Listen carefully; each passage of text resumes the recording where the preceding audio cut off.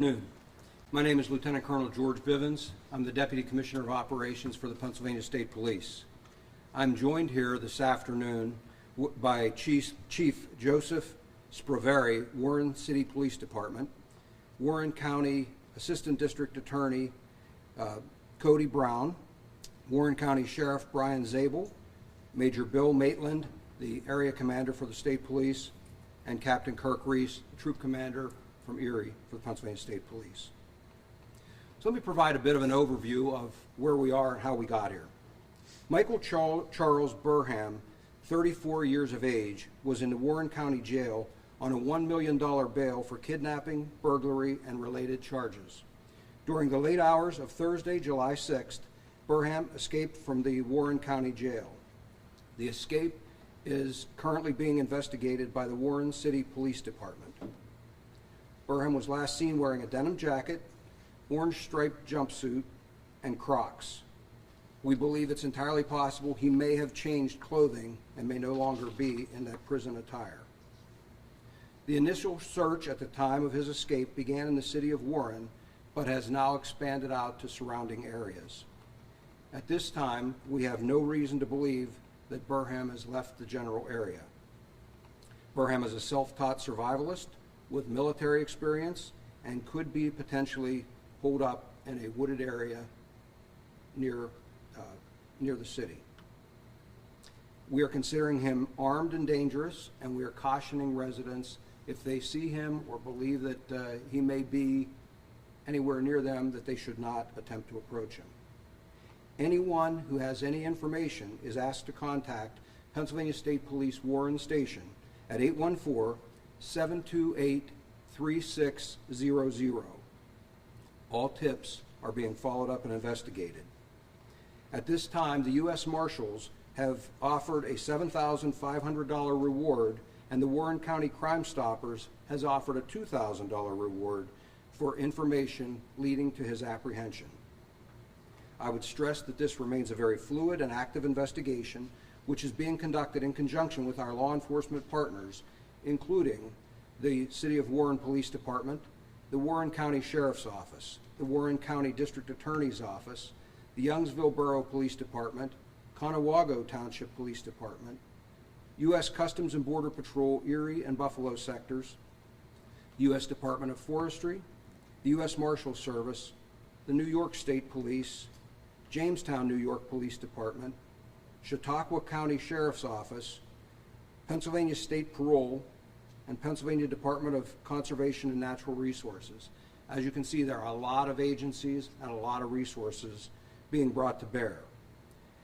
Pennsylvania State Police is utilizing all appropriate resources from those agencies and from within our own, and we are committed to the safety of the residents in the Warren County area. Residents can expect to see law enforcement and aviation assets being deployed in response to tips or development of various investigative leads. And again, we are doing everything we can to be as minimally disruptive while at the same time working hard to protect the citizens and residents of this area. Again, I would remind anybody with information or concerns to contact State Police at Warren at 814-728-3600.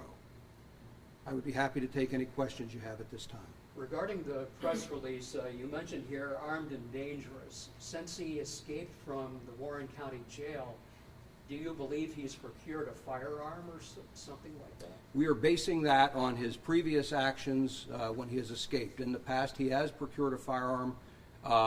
Based on information that we have received, we think it's entirely possible. At this point, I can't confirm it 100%, but out of an abundance of caution, we're considering him armed, and certainly with his past criminal history, he's dangerous. Is the fact that you believe he's still in the general area based on information and tips you have received? It's based on information we've received. It's based on investigative efforts that our people have undertaken. There are a number of things we would look at in an investigation like this that would help us form an opinion about that. And at this point, again, no reason to believe that he's fled the general area. Last night, Area News Now spoke with a couple that said that he potentially broke into the house next door, potentially their house too. Do you know anything about that, sir? I'm not familiar. Which location? It was in Sugar Grove. Oh, yes, I am familiar with that, and that was investigated. I'm sorry, there were a couple of other incidents we investigated last night and overnight as well. None of those panned out. It is possible that he was there. He was not when our people went and cleared the house. There is some video and other things that we're looking at and trying to conclusively determine whether that was him that was there or not.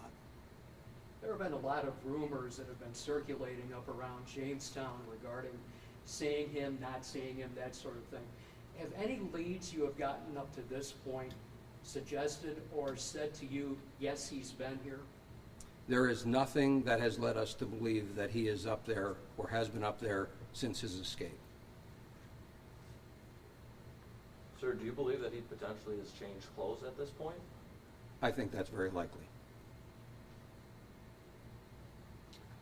The fact that he's been labeled a survivalist, especially in such a rural area like this, does that make this investigation a little more challenging?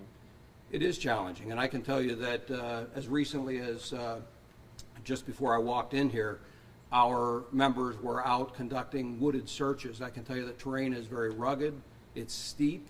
We're using aviation assets to support their operations, but there are a number of places you just have to go on foot if you want to truly search it. And so it is taking a lot of time and effort to search those areas. And again, that's why I mentioned earlier that residents may see our people in an area. We don't want to cause any concern or panic, but we're trying to be thorough and follow up on everything. Sir, do you believe that he has like a final destination that he wants to get to?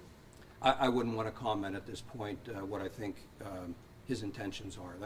Obviously, it's part of our investigation, and our focus right now is making sure we capture him as quickly as possible and without someone else being injured.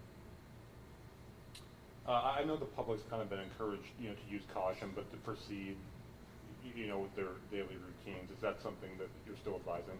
Yes.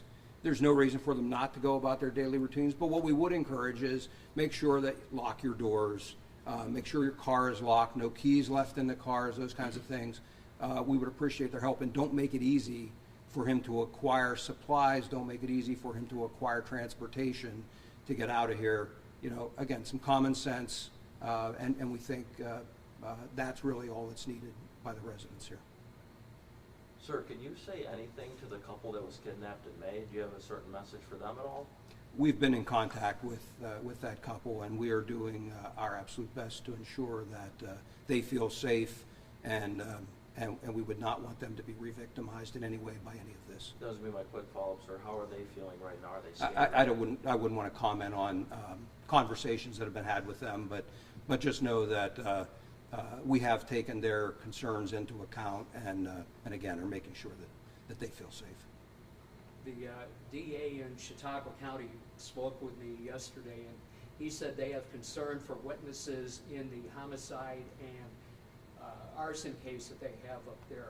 Are you coordinating with them in terms of letting them know where he might be, or in terms of protecting these witnesses? We are coordinating with New York authorities. As a matter of fact, we have New York State troopers in our command post, and they have been there since the beginning of this investigation, shortly thereafter. So they have full access to the information and are in a position to advise authorities up there about any concerns. Sir, are his children in a safe location right now? I'm sorry? Is his children in a safe location as we speak? I wouldn't want to comment on anything with children. Anything else? Good. Okay, I thank you. And again, I appreciate you getting the word out. We hope that people will call us with any information or concerns that they have, and we'll be happy to look into those. Thank you. I did have a real quick follow-up. Is this the command area? Because I know Youngsville is central Warren County. No, the command post is currently being run out of the PSP Warren Station.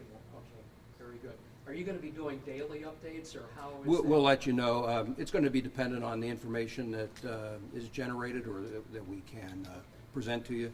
But we intend to have some type of regular briefing, whether it's a written or in-person briefing like this. But we will communicate that with you. Okay? Thank you. Thank you.